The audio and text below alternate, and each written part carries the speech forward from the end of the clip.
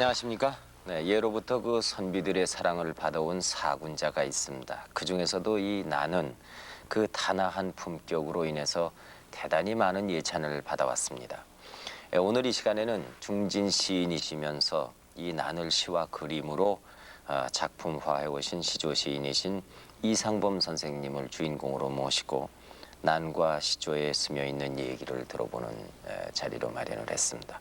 여러분 박수로 맞이해 주시면 대단히 고맙겠습니다.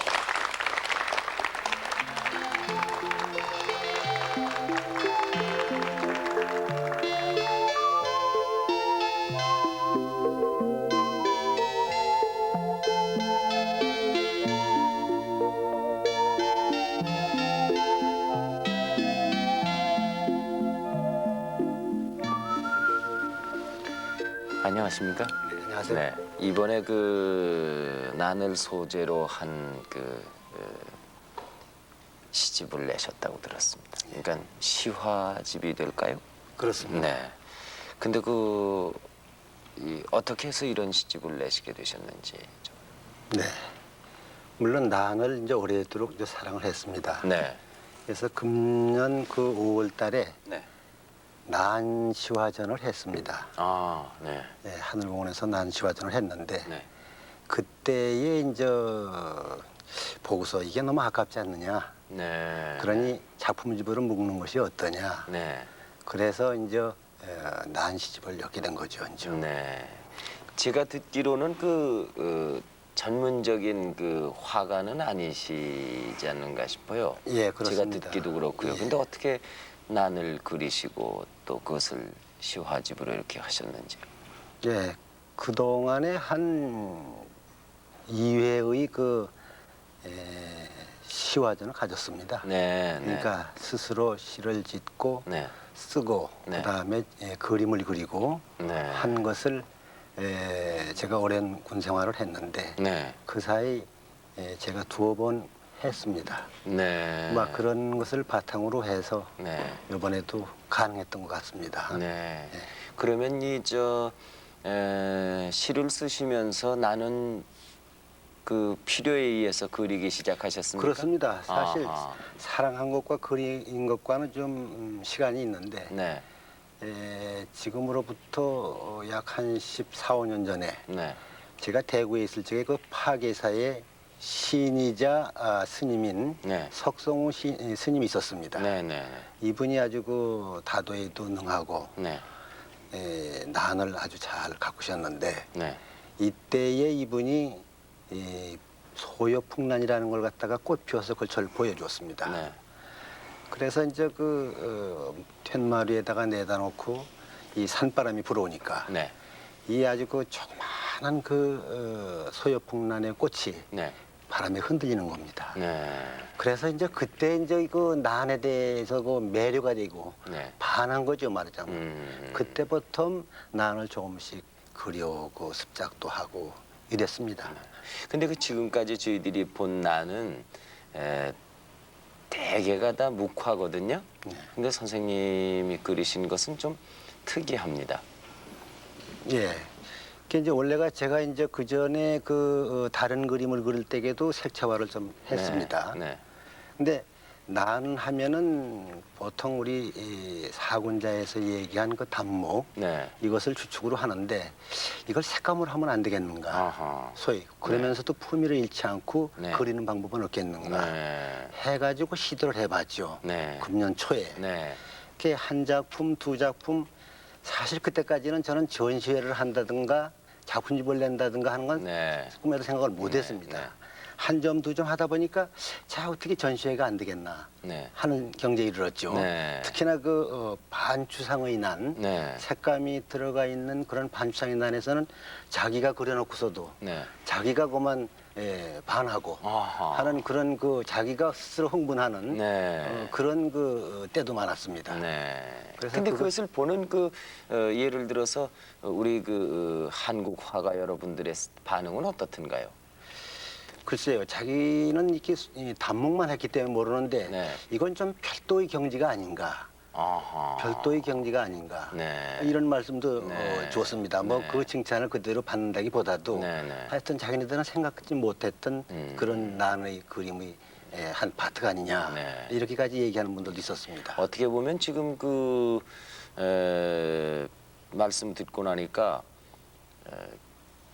그림을 그리셨어도 대단히 그 대가가 되시지 않았겠는가 그런 생각도 하게 돼요. 예, 사실은 뭐 학창 시절에는 그림을 전공하려고 했습니다. 원래. 아, 그러시군요. 예, 네, 그림을 네. 전공하려고 했는데 중간에 이제 그 가정적인 여건이 여러 가지가 잘 맞지는 못했습니다. 네. 그래서 이제 문학을 하게 돼서 네. 또 문학 가운데에서도 우리의 그 전통 문학인 우리의 그 혼과 얼이 담긴 이제 시조 쪽으로 기울어졌죠. 네. 그래서 이제 결과적으로 시조 문학을 하게 됐는데 네. 그러니까 뭐 어느 정도 그렇게 생경한 것만은 아닙니다. 네, 지금 그 말씀을 듣고 나니까 그 이해가 됩니다. 그런데 그 어떤 계기로 시인이 되셨는지요? 제가 이제 그러니까 이제 소급해서 1960년대입니다. 네. 초입니다. 네, 소위로 인관을 해서 네, 전방 고지에 올라갔습니다. 네. 그것도 일반 고지가 아닌 비무장지대 내에 들어갔습니다. 61년도입니다. 1961년에요? 예, 네, 네. 인관하면서 네. 바로 그냥 DMZ에 들어갔습니다. 네. 들어가서 제가 생활하다 보니까 참 시의 감흥을 불러일으킬 만한 요소들이 많았습니다. 아, 오히려 그 저 뭐 철망이 있고 이렇게 그 항상 긴장된 그런 그 적과 대치한 상황이기 때문에 살벌할 것 같은데 그렇지 않고요. 오히려 물론 살벌한 점도 조금은 있었지만 네. 일단 군복 권리상 그런 것은 다 초월한 때였고 네. 또 젊음과 폐의가 있었으니까 네. 고지에 올라가서 저녁에 이제 그 운무가 꽉 찹니다. 네. 그럼 운해가 이루어져서 자기가 있는 고지, 고의 인접에 있는 고지만 섬으로 남는 겁니다. 그러니까 이게 하나의 조각배 같기도 하고 네. 나는 어떤 면은 외로운 소성주다. 음흠. 이런 생각이 들었습니다. 네. 그 이제 전방에 최일선을 네. 이렇게 까늠하면서 네. 또한 야간이 되면 그 초소마다 불이 켜져서 네. 자가 발전을 해서 불을 켰습니다만 네. 아주 그 꽃밭으로 연결이 된 그런 그 155마일이 되는 겁니다. 아. 그러니까 조국의 어떤 그 분단 상황의 아픔이랄지 그 아주 그 가장 핵심에 들어가 있기 때문에 네. 그런 것들이 나를 하여금 시를 쓰게 한 동기가 됐습니다. 그 지금 보면은 그 최전방 그 DMZ에서 군 생활하셔서 거기서 그 어떤 환경이라든가 그것을 보고 시인이 되셨다고 그러는데요. 그런 정도의 예민한 감각과 감수성이 있으시면 뭐 어느 자리에 어디 가서 뭘 보시더라도 그 시상이 떠오르시는 그런 천부적인 시인이 아니시겠는가 그런 생각이 예, 하게 돼요. 시를 쓰겠다고 하는 마음자리만 형성되면은 예. 어디 가도 시는 나오지 않는가. 예. 저는 하나 예를 들고 싶은데요. 비무장지대 내에 이제 순찰을 돌았습니다. 예. 순찰을 돌았는데 물론 병사들하고 같이 이제 예. 돌았습니다. 어느 지역을 돌아가니까 돌담이 있고 예. 집이 이제 불이 타서 넘어지고 예. 이제 그런 장소가 있었습니다. 예. 그런데 그 불탄 말하자면 우리 집안으로 보면 뒤안 정도 되는 데에서 하여튼 제가 보기에는 그렇게 큰 한박꽃을 본 일이 없습니다. 이만한 한박꽃이 두 송이가 파랗게 폈습니다. 네.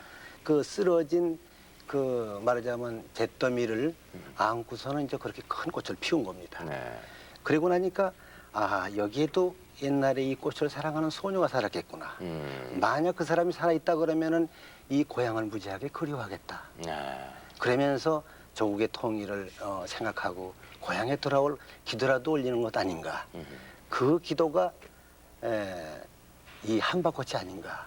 예. 이런 생각 예. 때문에 이제 한박꽃이라고 하는 시를 썼습니다. 그것이 이제 최초의 문단 데뷔작인 동시에 이제 지면에 활자화가 된 것이 이제 처음 보는 그런 것이었습니다. 그렇군요. 예. 군 생활은 얼마나 하셨습니까? 군 생활은 만 16년간을 했습니다. 네. 근데 군이라는 그 조직이 원래가 막 규칙적이고 네. 그리고 막 쉴 사이 없이 무엇인가 임무를 완수해야 하고 어떻게 보면 또 최전방에 있기 때문에 긴장된 상태가 많을 테고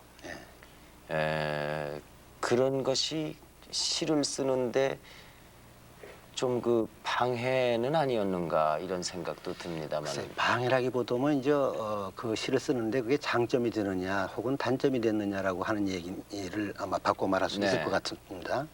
근데 제 경우에는 단점도 물론 있었습니다. 네. 대단히 그 어떤 그 엄한 기울 속의 생활인데 사람이면 그러면 그럴수록 뭔가 또 갈구하는 게 있습니다. 예. 뭔가 마음이라도 빠져나가 보고 달래보고 하고 싶은 심정이 있는 겁니다. 네. 또 휴전선이라든가 이 살벌한 불모지의 풍경이 네. 사실은 우리가 바깥에서는 느낄 수 없는 그런 소재들을 줬습니다. 네. 네. 의미도 좋고. 네. 그래서 한쪽으로는 또 자극제가 됐습니다. 예. 또 그러면서 이제 문단을 막상 나오니까 예. 말하자면 군에도 윗사람들이 계셨습니다만은 이분들도 그렇게 부정적인 거로만 보질 않고 한쪽으로는 대견하게 생각하고 그렇겠죠. 또 군의 명예를 바깥에다가 선양한다고 그래서 격려도 해주고 네. 뭐 한 예입니다만 이런 게 있습니다. 제가 신인 예술상을 받아가지고 네. 부대로 돌아왔는데 그때 그 낮방송으로다가 이것이 전군에 다 퍼졌습니다. 네. 그랬더니 그 사단장께서 아이고 그 이암계 중이 한번 만났으면 좋겠다. 네. 이렇게 갔습니다. 네. 그랬더니 사단의 명예를 전군에 선양을 했다고 그래서 또 상을 받았다고 또 상을 주더만요. 예. 그래서 물론 이제 그 후에 그분은 문교부 차관까지 하셨다고 하는 소리를 들었습니다만은 만나뵙지 못했습니다. 네. 그런 분들도 계셨습니다. 아. 그렇기 때문에 아무리 그 딱딱한 사회라고 하더라도 인정은 참 스밀 때만 있으면 스미는 물이라고 했는데 그건 반드시 있게 마련입니다. 네. 때문에 시가 숨쉴 군역은 있다고 생각하는 겁니다. 네. 여기서 그때 쓰셨던 한박꽃이라는 작품을 한번 저희들이 직접 들어보았으면 싶습니다. 네.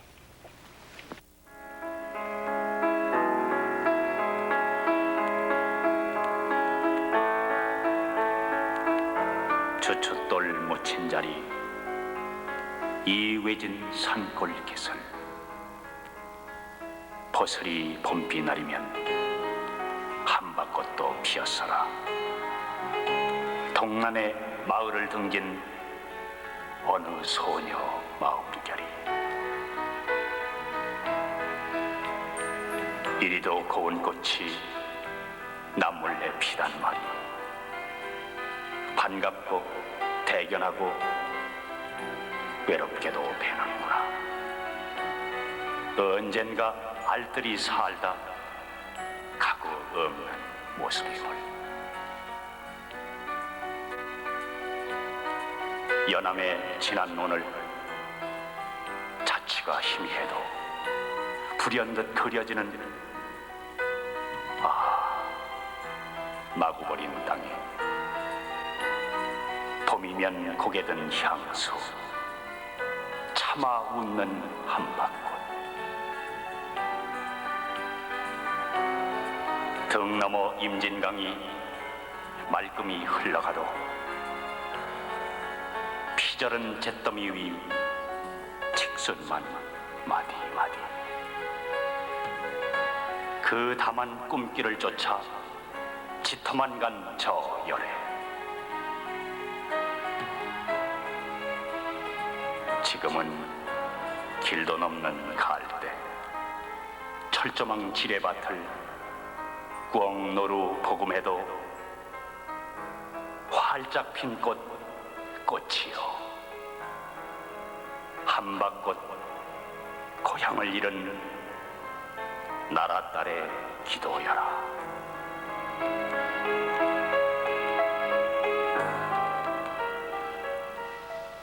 네, 잘 들었습니다. 뭐 전방 생각이 좀 이렇게 예. 느낄 수 있으십니까? 예, 특히 또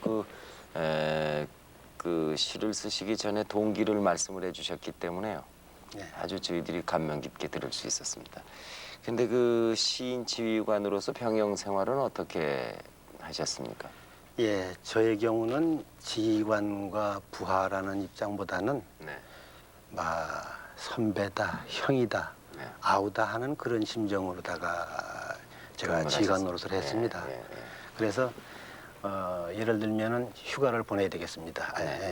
휴가가 아니고 외출을 보내는데 자 오늘은 백일장을 한번 연다. 네. 백일장에서 장원, 차상, 차하 입상만 하면 그 사람은 토요일 날 보내주겠다. 어떠냐? 좋습니다. 예. 그래서 종이를 놓아가지고 시제를 걸었습니다. 네. 그래가지고 응모를 했더니 우리가 보면은 그렇게 삭막할 것 같은 그 병사들에게서도 참 시가 아름다운 게 나왔습니다. 네. 그 당시 장원한 작품은 지금 아마 읽어도 누구에게도 아마 공감이 가는 그런 좋은 작품이었다고 생각하는데 대신 저는 한 달 봉급이 거의 나갔습니다. 네. 두둑하게 상품을 주기 위해서. 예. 그리고 토요일 날 내보내서 월요일 날 아침 돌아오겠고. 예. 이렇게 한 일도 있습니다. 예. 이렇게 해서 사람과 마음과 마음이 연결되는 이러한 상사의 역할을 했기 때문에 별로 어려움도 없고 잘 따랐다고 생각합니다. 네. 참 그 좋은데요. 이 등단하신 후에 활동을 좀 해주셨으면 좋겠습니다. 네, 등단을 하고 난 다음에 그 작품 활동을 계속을 했습니다. 네. 그동안에 제가 5권의 시집을 냈습니다. 네. 첫 번째가 신춘문예 당선작인 일시권이라고 하는 타이틀을 가지고서 첫 번집이 나왔고 그 다음에 두 번째 군에서 소령으로 있을 때의 가을인문이라고 하는 작품집을 냈습니다. 그 다음에 이제 사회에 나와서 묵향가의 미다지가예라고 하는 작품집을 냈군 세 번째. 그 다음에 네 번째로 아지상은 빛나는 소멸이라고 하는 걸 냈습니다. 네. 그다음에 다섯 번째로 꽃화두라고 해서 85년도에 냈습니다. 네. 그다음에 이번에 사실 이 난시집을 내는 데는 꼭 내겠다고 미리 마음 먹었던 것보다는 상당히 우연의 요소가 많이 가미됐습니다. 네. 그 그림이 제대로 풀어졌기 때문에 그래도 네. 자기 생각에 그래서 하늘의 입김 땅의 숨결 그래서 음. 왜 이렇게 하면 하늘의 입김 땅의 숨결이라고 하는 시집명을 지었느냐 이 난이라고 하는 꽃은 하늘의 입김과 땅의 숨결이 합해져서 만들어 놓은 가장 확실한 압축미의 극치다. 저는 이렇게 느꼈습니다. 세상에 이렇게 아름다운 것이 있겠는가. 네. 그것이 목숨을 더군다나 지니고 있는 것이. 네. 그래서 매료가 된 것이 이제 56편을 해서 지금 내놓은 것이죠. 네. 그 시조에서 주로 소재는 뭘 다루십니까? 난만 다루십니까? 아닙니다. 네. 이거는 정말 외도에 가깝습니다만 네. 아까도 말씀드린 것과 마찬가지로 최전방에 있을 적에는 남북한 분단 상황에 대한 이런 상황 의식이 좀 짙었습니다. 네. 그런 작품을 썼고 두 번째는 비교적 순수 서정적으로 흘렀습니다. 예. 그 다음에는 생활로 흘렀는데 그것이 일반 생활에서 다시 서민들의 애환, 예. 역사 의식 이런 것으로 변묘돼서 이제 지금 이루고 있습니다. 예. 예. 각별히 고심하실 때가 있으십니까? 작품을 쓰시면서. 예, 있습니다. 예. 자기가 하고자 하는 것이 시로 용해되지 못할 때 가장 시로 용해되지 못한다는 말은 하고자 하는 것이 그대로 구호화되거나 네. 이렇게 돼서는 이거는 시가 될 수가 없는 겁니다. 네. 그래서 시의 이미지 속에 순화가 돼야 되는데 네. 이 물론 이제 서정을 가져야만 그것들이 네. 우리가 하고자 하는 것들이 주제가 시 속에 용해가 되는데 이게 잘 안 될 때가 있어요. 네. 우선 뭐 건강할 때도 있고 또 뭐 기타 업무 때문에 그럴 수도 있고 또 잘 나오다가도 어느 또 이렇게 기복이 있기 때문에 아주 이렇게 또 잘 안 될 때가 있습니다. 네. 근데 이때는 고충스럽죠. 네. 네. 혹시 그 25년 동안 그 시조를 쓰시는 동안에 딴 길로 이렇게 전환이 된다 그럴까요? 직업을 바꾼다 그런 그럴까요? 경우가 있었습니다. 경우가 군에 있으면서 시가 잘 써지질 않습니다. 네. 1년에 거의 한 편을 제작을 못 합니다. 하고 싶은 마음은 있는데 1년에 한 편도요. 예, 잘 안 될 때가 있었습니다. 어허. 그래서 이게 내가 군 생활을 과 이 양립을 못 하는 거 아니냐.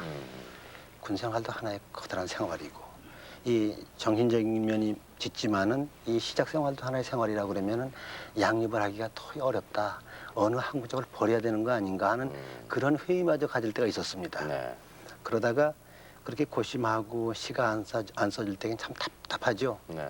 답답한데 그때의 그 어느 소녀입니다. 그냥 문학을 막 공부하려고 하는 그런 소녀였는데 이 소녀가 그러면 선생님 문단 데뷔할 적에 그렇게 시울이라고 예상하고서는 문단을 나오셨습니까?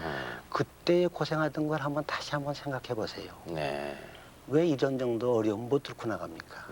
선생님 아마 지금 반발자국만 디디면은 시가 써질 텐데 네. 아마 그럴 것 같습니다. 제 마음으로 밀어드릴게요 했는데 정말 그것이 하나의 원동력이 돼서 시가 그 당시부터 다시 풀어졌습니다. 네. 그래서 또 수십 편이 나오고 그다음에 끝날게 계속 나왔습니다. 네. 그래서 그 시가 잘 안 되고 이렇게 고충스러울 때 그 청순한 그 소녀의 그 한마디가 그렇게 힘이 됐는가 지금 저도 놀랍습니다. 네. 혹시 그 특별히 시를 쓰시면서 영향을 받으신 분이 계십니까? 네, 시조를 하시는데 영향을 받으신 영향을 분이 받은 분이 있습니다. 한두 분 계시는데 네. 한 분은 가람 이병기 선생님입니다. 네, 네. 예, 네. 이분은 뭐 시조의 그 하나의 태도라고 해도 과언이 아닌 네. 시조의 오늘을 있게 한 하나의 원동력이기도 합니다. 네. 그만큼 그 양반은 현대성도 잘 말씀해 주신 분인데 그분의 영향을 받았고 또 이호라고 하는 시인이 한 분 또 계십니다. 네, 네. 그분의 영향을 받았습니다. 네. 그래서 저는 여기에 조금 제가 외길로 좀 나가겠습니다만 네. 저는 이제 이 전각이라는 것도 해본 일이 없습니다. 네. 저 낙관 얘기입니다. 네. 네. 그런데 그 안영호 시인이라고 이 도봉산에 가끔 잘 가는 분인데 하나 새겨달라고 그러면서 향나무를 가져왔어요. 네. 그래서 인수삼방이라고 네. 그걸 제가 새겨서 네. 양반을 줬습니다. 네. 근데 그분이 이제 금년에 또 그 인수삼방이라고 하는 거기서 돌아갔습니다. 금년에 그분은. 그래서 좀 그 낙관을 새겨놓고서는 이제 이렇게 오래되고 보니까 생각이 더 달라지는군요. 네. 그다음에 또 한 분이 지금 저 인천에 계시는 분인데 불구의 시인이 됐습니다마는 낭승만 시인이라고 있습니다. 네. 이분이 과거에 건강도 좋고 아주 술을 말르다가 하던 이분인데 내가 술을 잘하니 여 술병에다가 좀 하나 술병 모양이 내가 한번 새겨다고 네. 그래서 소랑이라고 새겼습니다. 네.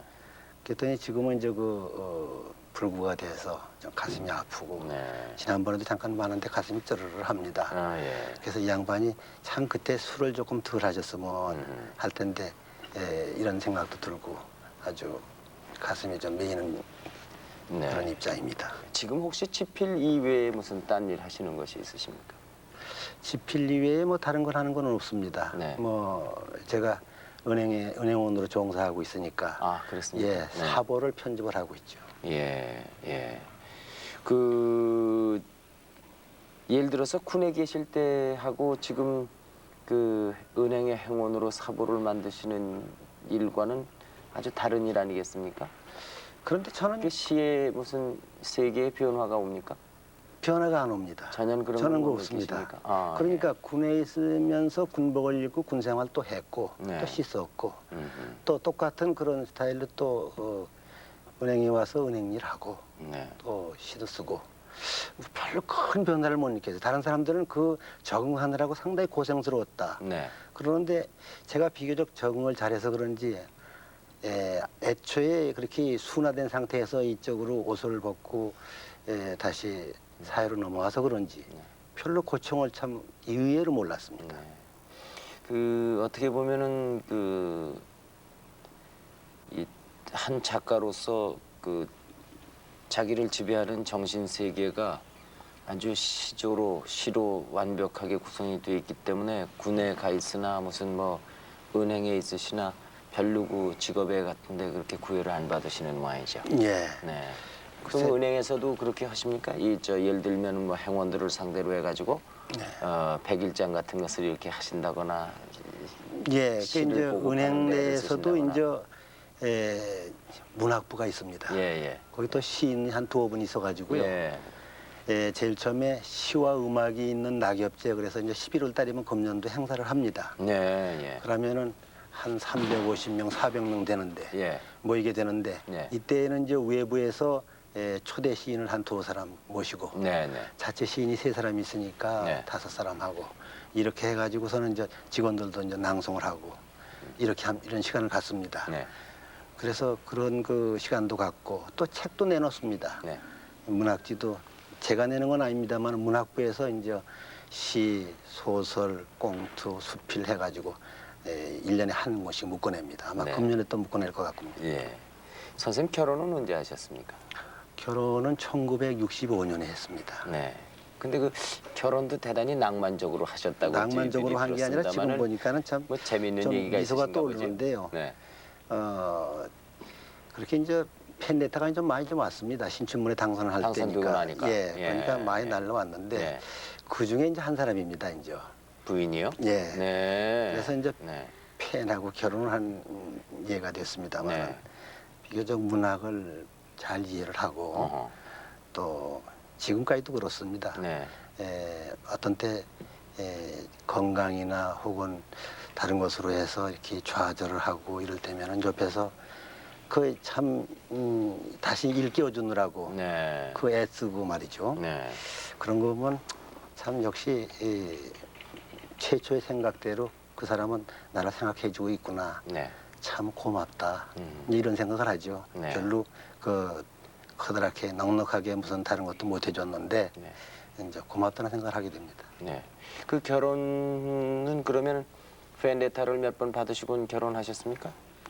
팬데타가 아니고 제가 한 100여 통 편지를 받았는데 한 90통이 받을 때까지는 선생님이었습니다, 그냥. 아, 그러니까 교제를 하는 부모님께서 동안에요. 저희가 교제하시는 동안에 편지로. 예, 선생님이 되고 저는 그저 마치 제자 얘기하듯이 그렇게 답장을 보내고 그랬는데 네. 이제 그 끝 마무리가 묘한 겁니다. 네. 그저 스승과 제자련이 했는데 네. 그 어느 날 언제의 편지인지 모르지만 끝에 딱 그랬습니다. 네. 선생님은 저의 신앙이십니다. 어허. 그래서 나는 지금 사람인데 나를 신앙 하느님 같은 존재로 생각한다 그러면은 아이고 뭘 바라겠는가. 네. 그 한마디에 그만 쳤습니다 제가. 네. 네. 그래가지고 이제 결혼을 했습니다. 네. 그러면 만나보신 거는 언제 만나보시고요? 60, 아니 편지 몇 통이나 받으시고 한 만나보셨어요? 100통 가량이 됩니다. 아까 말씀한 대로. 그러고 나서 처음 만나셨습니까? 예, 아니 그렇죠. 80통 정도 됐을 때 한 번 만났습니다. 네. 어디서 만나셨습니까? 아마 전방 어느 다방 같아요. 네. 지금 거기까지 기억은 또 찾아오셨던가요? 예, 전방까지 왔습니다. 아하. 예. 전 지금까지 말이죠. 그런 분을 만난 적이 없어요. 그랬더니 참 부럽습니다. 네. 그래서 전방까지 찾아왔어요. 그 첫인상을 뵈니까 어떻든가요? 글쎄요, 눈이 크고 좀 네. 겁도 많아 보이고 네. 좀 뭐라 그럴까요? 네. 모난 데가 없더만요. 아하. 네, 사람이 무척 네. 둥글고 네. 저는 조금 뾰족한 사람 같은데 그쪽에서는 그 뾰족한 걸 좀 받아줄 사람 같고 네. 네, 그런 느낌을 받았습니다. 네. 전 지금까지 쭉 시를 써오시면서 시를 통해서 보람이 있다고 그러면 언제가 제일 보람이 글쎄 있었을까요? 두 번으로 나눌 수 있는 것 같은데 네. 가장 큰 것은 문예지의 아까와 그 한바꽃이라고 한 것이 처음 지상에 발표됐을 때 네. 그때는 뭐 요즘에 문학상 받을 때보다도 더 훨씬 참 기뻤습니다. 이게 아하. 어느 만큼 기뻤느냐 그러면은 그 당시가 12월 달이었는데 저 소식을 들은 것이 눈이 펄펄펄펄 내리는데 그때 어떤 눈동이가 이만큼 큽니다. 네. 근데 그것이 괴로움의 눈발이 아니고 아주 축복의 눈발인 것처럼 길을 걸어도 그냥 걸어지는 것 같고 네. 누구를 만나도 아무하고도 얘기할 수 있을 것 같고 네. 근데 그렇게 아주 기뻤습니다. 네. 근데 그 후에는 그만한 기쁨을 못 느꼈습니다. 그렇습니까? 예. 예. 그 다음은 이제 자기가 조금 쓰고자 하는 작품이 가장 잘 풀어졌을 때 네. 자기가 생각해도 아주 흡족할 때 그때는 참 또 그렇게 기쁠 수가 없죠. 네. 아무한테도 술을 받아주고 싶고 예. 뭐 얘기도 나누고 예. 싶고 예. 이제 그런 기쁨이 있습니다. 이 뒤들로 보아서는 이 좌절을 이기시고 역시 나는 시를 쓰지 않으면 안 된다 하는 그 어떤 명백한 해답을 얻으셨다고 그럴 때가 우리는 그 독자로서 기쁜 사람들이 아니겠는가 그런 생각을 합니다. 그러니까 시가 계속 나오고 저희 독자들은 그것을 보고 무엇인가 깨닫고 웃고 하는 것 아니겠습니까? 네. 마침 이 자리에 시조 시인 그 정하경 선생께서 나와 계십니다. 제가 좀 만나 뵙도록 하겠습니다. 안녕하십니까? 네. 두 분이 그 만나신 것은 언제십니까? 그것이 이상범 선생이 조선일보에 당선한 것이 65년쯤으로 기억이 되는데 네. 그때 무렵에서 아까 말씀 중에 군복무 중이라 그랬는데 네. 군복을 입은 모습으로 만나고 그랬던 것이 처음이었습니다. 네. 그 후로 쭉 이렇게 참 친히 지내신다고 들었습니다. 네. 우리 이상범 선생의 그 시조 세계를 어떻게 평소에 보고 계시는지요? 네, 이상범 시인의 가장 뚜렷한 특징이라고 한다면은 깔끔한 언어 네. 그리고 결 고운 언어. 문학 시라고 하는 것은 결국 언어의 예술이고 특히 시라고 하는 것은 그 언어를 석공이 돌을 쪼아서 만들어내는 것처럼 네. 언어를 쪼아서 조탁을 해서 만들어내는 예술이기 때문에 이 이상범 시인이 추구하는 세계가 시의 정도를 얻었다 네. 이렇게 볼 수가 있겠습니다. 자연인으로서 옆에서 지켜보시기에 이상범 선생은 어떤 분입니까? 그런 데서 생각이 나는 것이 이분은 그 매사에 완벽한 것이 아니고서는 성이 차지 않는 그런 분이 아닌가. 예를 들어서 그 삼절이라는 말이 있습니다. 시서화. 네. 시의 서예의 그림에 네. 시서화 삼절을 하면은 동양에서 선비의 도로서 옛날부터 송상을 해왔던 것인데 이상범 선생은 시도 하고 서예도 하고 또 그림도 하고 거기다가 또 그것도 만족하지 않고 전가까지를 곁들이고 또 난까지 기르고 하는데 그것들이 그 공통분모인가요? 를 보면은 모두 그가 가지고 있는 너무나 섬세하고 아름다운 그 심성 네. 이것을 바탕으로 깔고 있는 것이다 느끼고 그랬습니다. 네. 예, 그러한 네. 아주 알겠습니다. 다정다감, 네. 다재다능 그런 분입니다. 네. 그 지금 그 난을 처음에 그 접하게 된 것이 그 석성호 스님을 만났을 때라고 예, 그러셨는데요. 지금까지 그 난을 그렇게 좋아하시는 그 아마 이유가 있으실 겁니다. 난의 어떤 점이 그렇게 좋으십니까? 난이 가령 꽃을 쉽게 피운다 그러면은 그 난을 별로 사랑하지 않았을 겁니다. 아하. 굉장히 피우기가 어렵습니다. 네. 예를 들면 어떤 거냐면은 네. 사랑하는 자식 고생 좀 시켜라 젊어서. 음흠. 그와 마찬가지로 난도 네. 겨울계 석 달 동안을 그러니까 가을에 지금 꽃망울이가 올라와 있어서 꽃 피는 게 아니고 네. 가능성만 제시해 주면 음흠.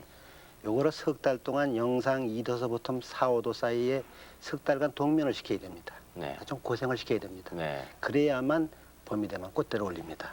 그런 추위가를 겪지 않으면 꽃을 안 피웁니다.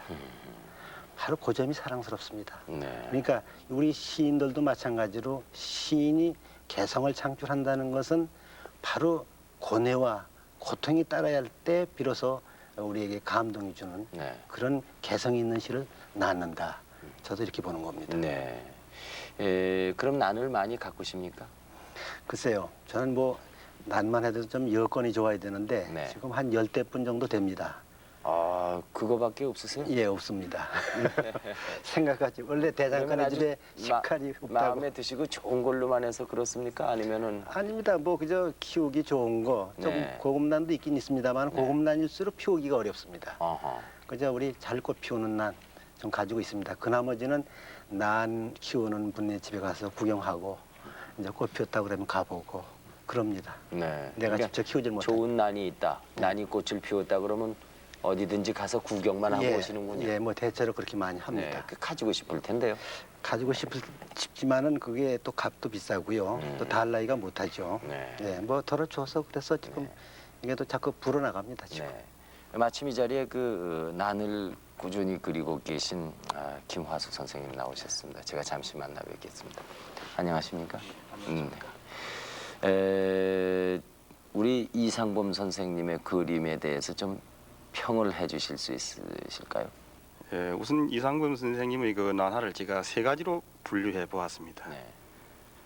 그 크기는 두 가지로 나누어 말씀드릴 수가 있는데 한 분야는 칼라로 하셨다는 점이 특이할 만하고 또 한 분야는 단목으로 또 수목으로 하셨다는 그 점이라고 할 수가 있겠습니다. 그런데 세 가지 조항에서는 그 칼라 부분에서 하나의 그 비구상, 네. 화했다는 네. 그 점이 더욱이나 그 눈길을 끄는 그런 분야가 아닌가 저는 그렇게 생각이 됩니다. 네. 그래서 그 칼라화한 그 구상 네. 그 분야를 보더라도 그 아주 극사실주의 화가들도 참 감히 못할 수 있는 그러한 그 심도 있고 정밀도 있는 그런 회화의 세계를 습득하지 않았나 제가 그렇게 생각을 제 나름대로 해봤습니다. 네. 그리고 그 비구상 계통에 있어 가지고서도 그 마치 그 어떤 그 열대어가 아주 그 색깔이 찬란한 열대어가 그 어항 속에서 논이는 것 같은 또 아니면 좀 더 다른 표현을 빌리자면은 그 어떤 환상의 나비가 어떤 그 꿈길에서 그 흔히 그 장자의 남아경에 보면은 그 꿈속에 나비가 날아서 뭐 이렇게 이상적인 얘기를 한다는 그러한 그 일화를 연상케 하는 그러한 점을 제가 그 읽을 수 있었습니다. 네.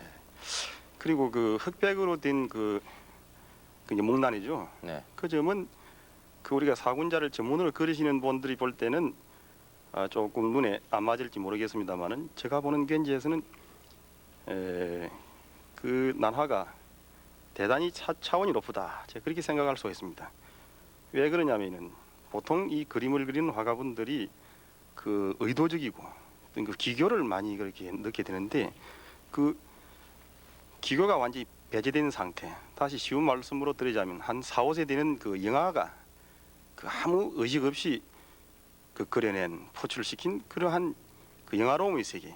좀 더 고상한 표현을 하자면 그 복기초야 하는 그런 원초의 세계로 돌아가는 그 태초의 세계로 돌아가는 그러한 순진무구한 그런 가식이 배제된 그러한 난화라고 제가 그렇게 보았습니다. 네. 오늘 그 이상범 선생 모신 자리에 여러 젊은이들이 나와서 얘기를 들었거든요. 네. 혹시 궁금해서 질문하실 분이 있으면 질문을 제가 좀 대신 받아보겠습니다.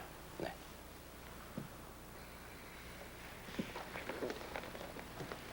어느 분이 먼저 질문하실까요? 저희 젊은 사람들은 그 시조에 대한 지식이 참 없다고 생각하는데요. 선생님께서 시조 시인으로서 그 시조에 대한 매력이랄까요? 그 좀 끌리는 것들에 대해서 예찬을 좀 해주셨으면 좋겠는데요. 시조가 이게 이런 겁니다. 대체로 저는 시조를 잘 안 쓴다고 그러는데 그러면 당신 써온 시를 좀 봅시다 할 경우에 보면은 이거는 그냥 시를 쓴 것이 아니고 바로 시조를 쓴 경우도 봤습니다.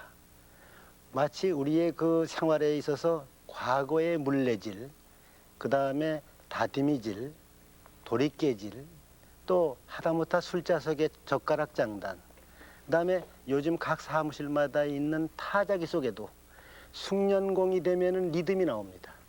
이 리듬이 다른 나라의 리듬이 아니고 우리의 리듬이다 이겁니다. 거기에 시조 3장이 감춰져 있는 겁니다. 우리가 어깨춤을 추더라도 우리 한국 사람은 어깨춤이 나옵니다. 다른 데 같지 않습니다. 그러면 벌써 시조가 실린 겁니다. 그러니까 나는 시조는 잘 모른다고 하면서 시를 썼는데 바로 시조가 되는 겁니다. 우리가 보면 시조예요. 그러니까 자기도 모르게 쓴 겁니다. 이와 마찬가지로 우리 속에 저절로 흘러넘치는 거, 이것을 시로다 형상화했을 때 우리는 이걸 시조라고 그런다고요. 그러니까 우리가 사물놀이가 외국에 가서 그렇게 대접을 받고 돌아오듯이 앞으로 시조도 보다 많이 대접을 받고 여러분들이 사랑해서 짓고 또 부르게 될 그런 날이 있길 전 바랍니다. 또 질문이 있으시다고요? 네. 말씀하세요. 저기 시인으로서 어떤 자기의 그 철학이 있을 거라고 생각합니다. 그래서 그 사회 우리 사회에 있어서의 그 시인으로서의 그 역할 이런 거에 대해서 좀 궁금합니다. 저는 커다랗게 두 가지가 있다고 생각을 합니다. 하나는 선도적인 거, 또 하나는 순화적인 면, 이 두 가지를 저는 생각합니다. 그러나 이거는 어디까지 나타난 결과야지 그것이 꼭 목적이 되어야 된다고 생각은 하지 않습니다. 시인은 자기가 괴롭거나 즐겁거나 자기 노래를 자기가 지어서 노래 부르면 되는 겁니다. 그러나 그것이 부수적으로 아까 얘기한 대로 선도적인 면과 순화적인 두 면인 곁들여져야 되지 않겠느냐 이렇게 생각합니다. 네, 앞으로는 계획이 어떠신지요? 네, 보다 사람의 가슴에 깊이 와 닿는 그런 한국 시조를 좀 많이 남겼으면 하는 것이 이제 소망이고 바람입니다. 네. 또 그렇게 하도록 노력하겠습니다. 네, 그 물론 난도 포함이 되겠죠. 예. 네, 마치 자신의 작품 속의 난처럼 우리 말과 가락에 빼어 나물 시조로 남기고 계신 우리 이상범 선생님의 소박한 뜻이 더욱 알찬 결실을 거두리라고 믿으면서 제일 작가 자신이 아낀다고 말씀하신 작품 성을 들으면서 오늘 여기서 작별의 인사를 드리겠습니다. 오늘 나와 대단히 고맙습니다. 두 분도 고맙습니다. 여러분 안녕히 주무십시오.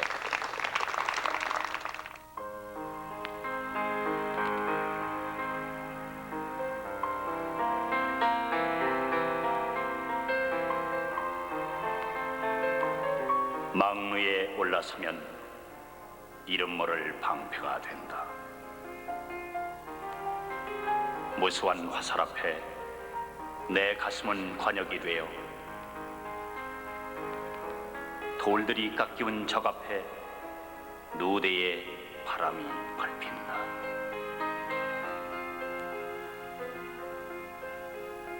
유심히 널 바라보면 벌떼가 잉잉거리고 결국은 허공을 차고 누각은 하늘을 난다. 흐르는 성마루 위에 얹혀 나도 자꾸 날아간다.